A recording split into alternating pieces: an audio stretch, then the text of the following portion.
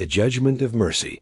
The twin suns of Kepler 442b cast harsh shadows across the crystalline spires of Zephyros Prime, the capital city of the Zephyrian Empire. In the Grand Central Plaza, where normally citizens gathered to celebrate military victories and honor fallen heroes, a different kind of spectacle was unfolding.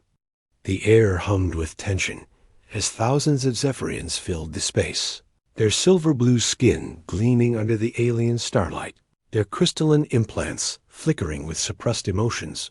God, at the center of it all stood Commander Vex Thorn, once the most decorated warrior in the Zephyrian fleet. Her tall, athletic frame was bound by quantum-charged restraints that pulsed with energy, keeping her powerful limbs immobilized. The ceremonial armor that had once marked her as a hero had been stripped away, leaving her in the plain gray tunic of the condemned. Her head held high despite the shame, her violet eyes burned with defiance, even as the crowd jeered and spat insults. The High Magistrate, an ancient Zephyrian whose crystalline implants had grown to cover half his face, raised his staff for silence. His voice echoed through the plaza, amplified by the city's acoustic systems. "Citizens of Zephyros Prime," he began, his tone filled with disgust, "we gather today to witness the punishment of one who has betrayed not just her oath, but her very species. Commander Vex Thorn stands accused of the highest treason, showing mercy to a human enemy." The crowd erupted in angry shouts. Humans were the enemy, the barbaric species that had dared to expand into Zephyrian space, challenging their ancient dominion over the outer rim worlds. For 3 years, the two species had been locked in a bitter conflict, each side viewing the other as nothing more than obstacles to be eliminated. Vex closed her eyes, her mind drifting back to the moment that had changed everything. It had been 6 days ago, on the contested moon of Havora 7. She had been leading a reconnaissance mission when they encountered a human patrol. The battle had been swift and brutal, her squad's superior technology quickly overwhelming the human forces. But as she walked among the fallen, checking for survivors to interrogate, she had found him. The human soldier had been barely alive, his primitive armor cracked and leaking atmosphere. His dark hair was matted with blood, his brown eyes wide with pain and fear. By all protocols, she should have finished him off or left him to die. Instead, something had made her pause. Perhaps it was the way he had whispered a name, over and over like a prayer. Perhaps it was the small photograph clutched in his gloved hand, showing a woman with kind eyes and a small child. "Please," he had gasped in broken Zephyrian, "my daughter, she's only 5. In that moment, Vex had seen not an enemy, but a father, a being who loved and feared and hoped, just like her own people. Without thinking, she had activated her emergency medical kit, sealing his wounds and stabilizing his condition. She had called for an evacuation shuttle, claiming she needed the human for interrogation. But once they reached the medical bay, she had done something unprecedented. She had ensured he received the best care possible. The human who had introduced himself as Sergeant Marcus Chon of the Terran Colonial Defense Force had been confused by her kindness. He had expected torture, interrogation, death. Instead, she had visited him daily, learning about his world, his family, his hopes for peace. In return, she had shared her own doubts about the war, her growing belief that there had to be a better way. When Marcus had recovered enough to be exchanged in a prisoner swap, he had looked at her with something she had never seen in an enemy's eyes before: gratitude, real, honest gratitude. "I won't forget this," he had said simply. "I don't know why you helped me, but I won't forget." The exchange had been routine, but within hours, surveillance footage of Vex's treatment of the human prisoner had been leaked to the military tribunal. The evidence was damning. She had not only failed to execute an enemy soldier, but had actively worked to save his life. In the rigid honor culture of the Zephyrian Empire, such behavior was seen as the ultimate betrayal. The High Magistrate's voice cut through her memories like a blade. "The accused has confessed to her crimes," he announced. "She has admitted to preserving the life of a human enemy, to treating him as if he were one of our own.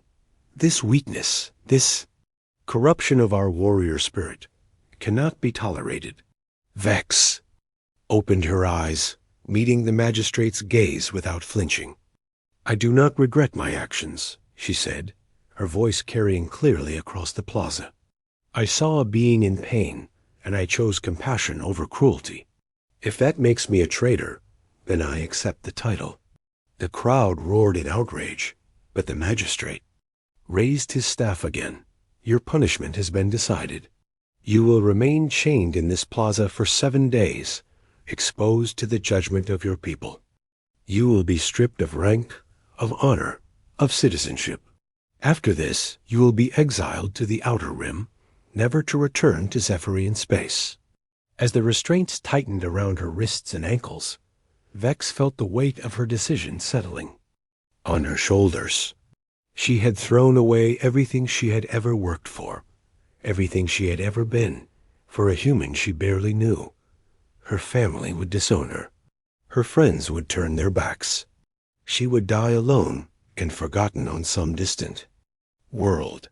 But as she looked up at the twin suns blazing overhead, she found that she still didn't regret it. Marcus Chun had a daughter who would grow up with a father because of her choice. That had to count for something. The first day was the worst.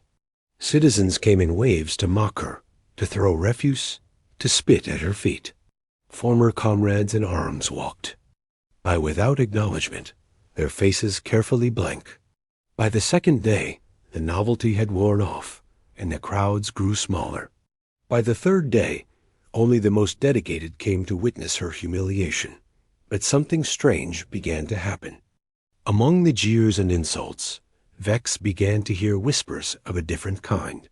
Young Zephyrians, barely old enough to serve in the military, would walk by and murmur words of support. A few even left small offerings of food and water when the guards weren't looking. On the fourth day, an elderly female approached the restraint platform. Her crystalline implants were old and clouded, marking her as a veteran of the previous war with the Centauri Collective. She looked up at Vex with eyes that held understanding.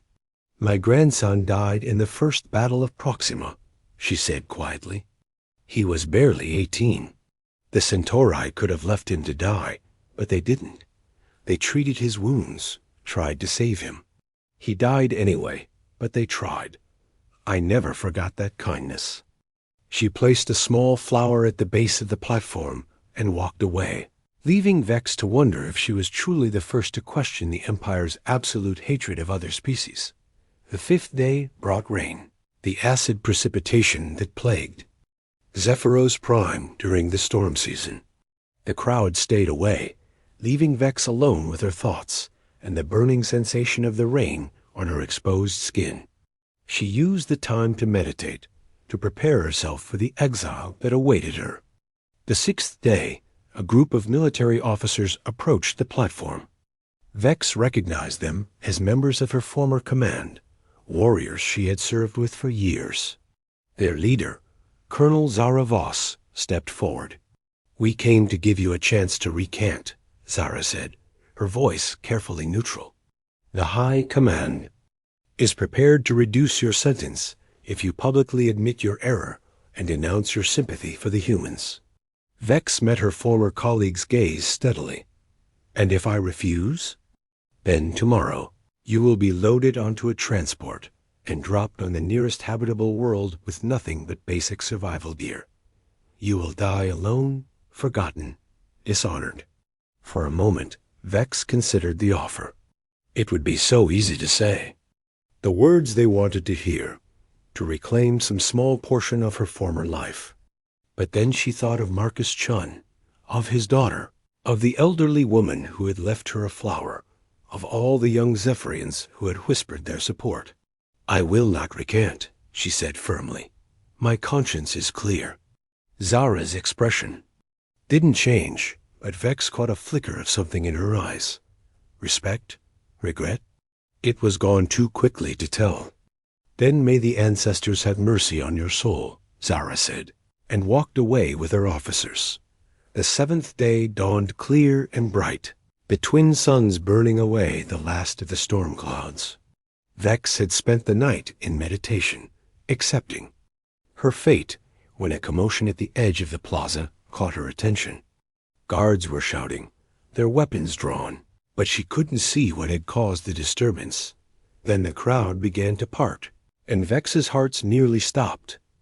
Walking through the plaza, as calm as if he were strolling through his own home, was Marcus Chun. He wore the blue uniform of the Terran Colonial Defense Force, his sergeant's stripes clearly visible. His face was set in determination, his dark eyes scanning the crowd with professional assessment.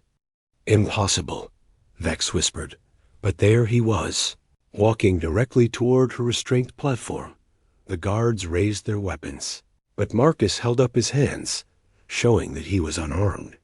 I'm here under a flag of truce, he called out in perfect Zephyrian, his accent much improved from their previous conversations. I have a legal right to address this gathering. The High Magistrate, who had arrived to oversee Vex's final humiliation, looked stunned.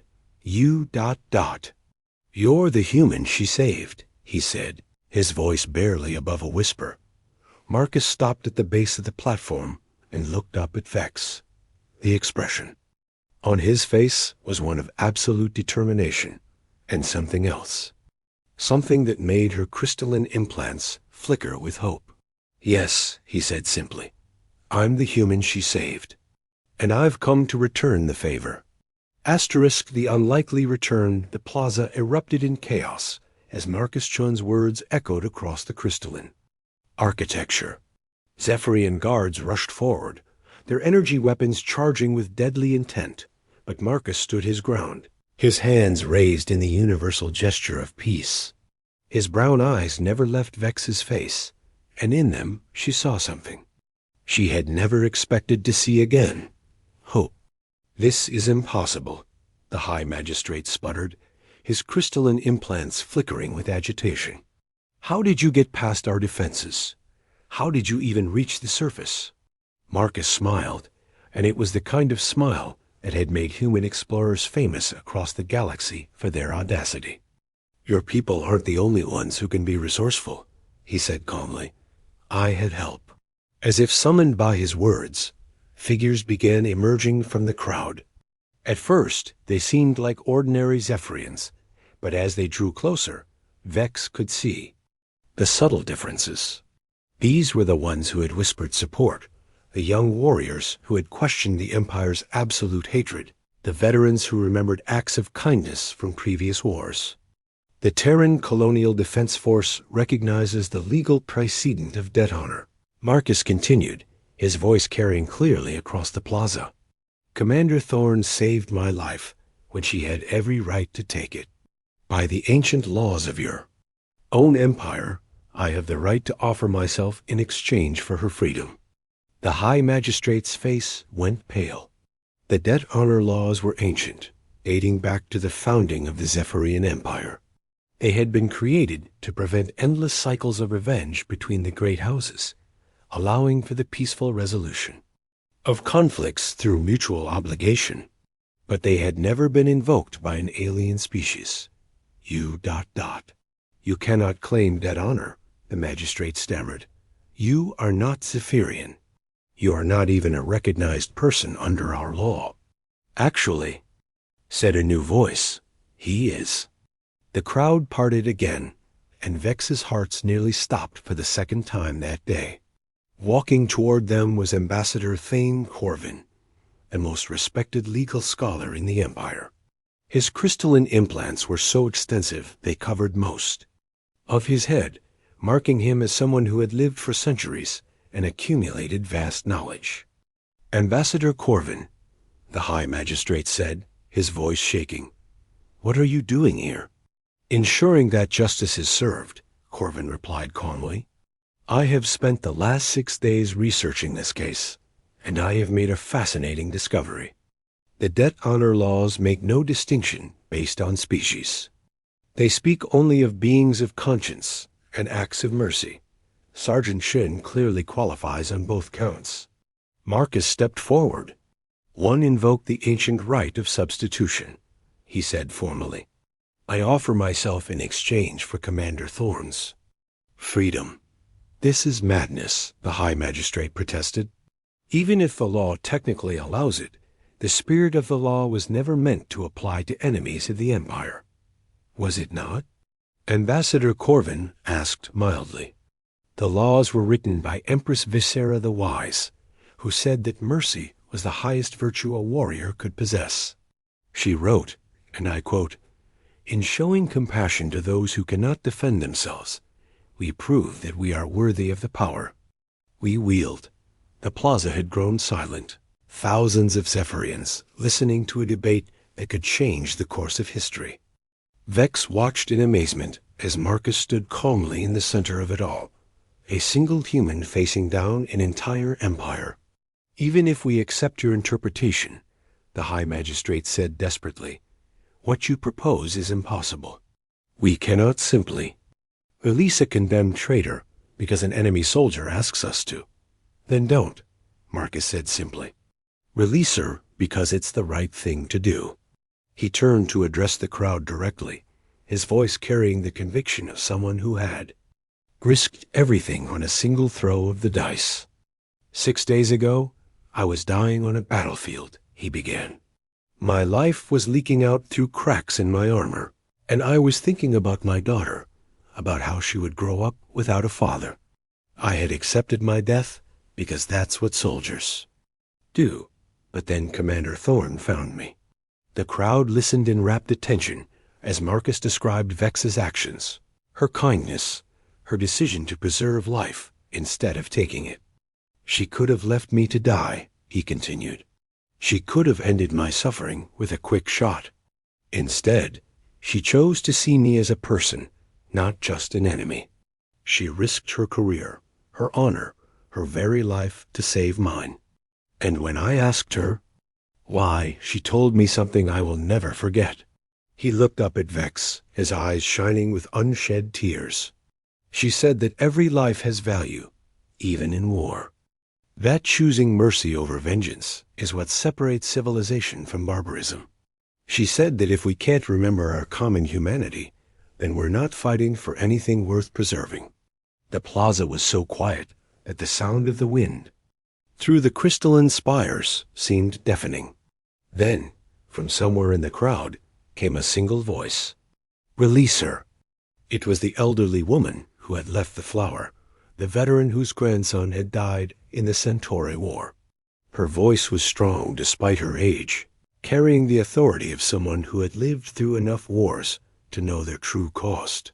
Release her, she repeated, louder this time. She has shown us what it means to be truly civilized. The call was taken up by others, young and old, civilian and military. Soon, the chant was echoing across the plaza, thousands of voices united in a single demand. Release her, release her, release her. The High Magistrate looked around desperately, but even his own guards were beginning to look uncertain. The crowd was growing restless, and the situation was rapidly spiraling out of his control. Ambassador Corvin stepped forward. I invoke the right of popular appeal, he said formally. The people have spoken.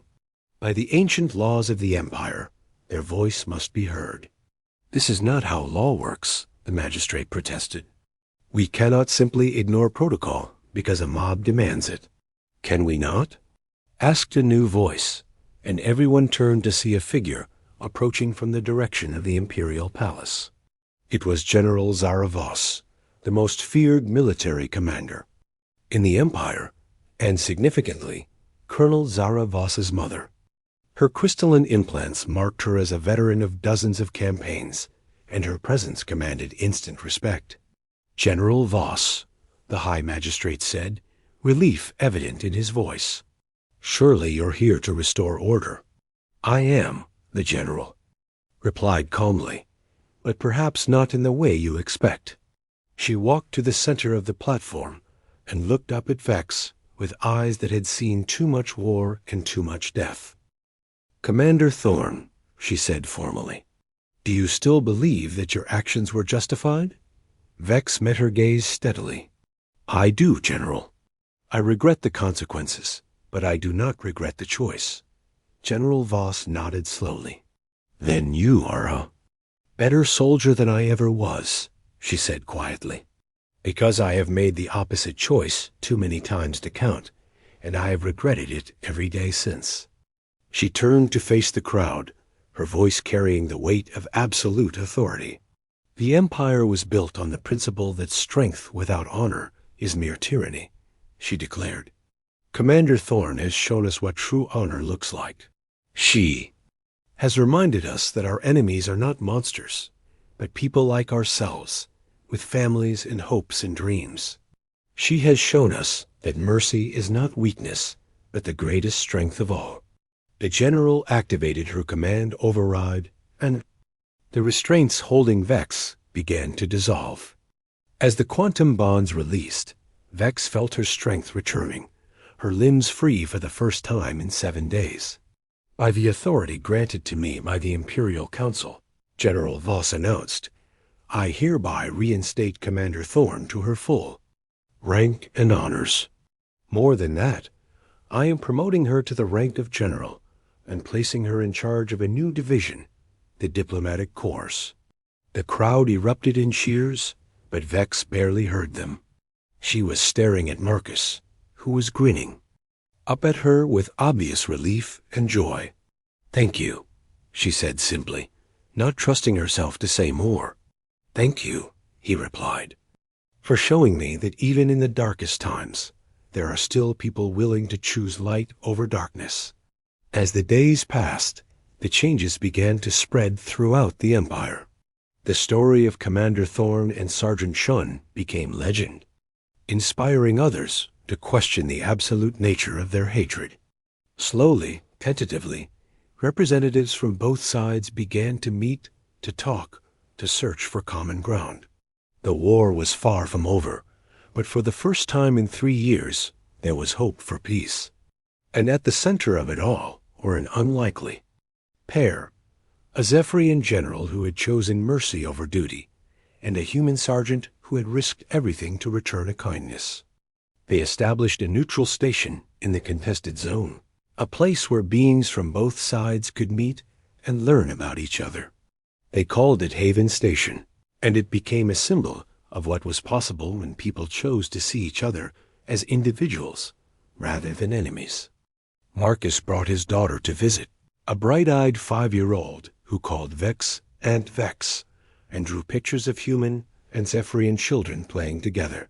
Vex, in turn, introduced him to her own family, showing them that their former enemy was just a person trying to make a better life for his child.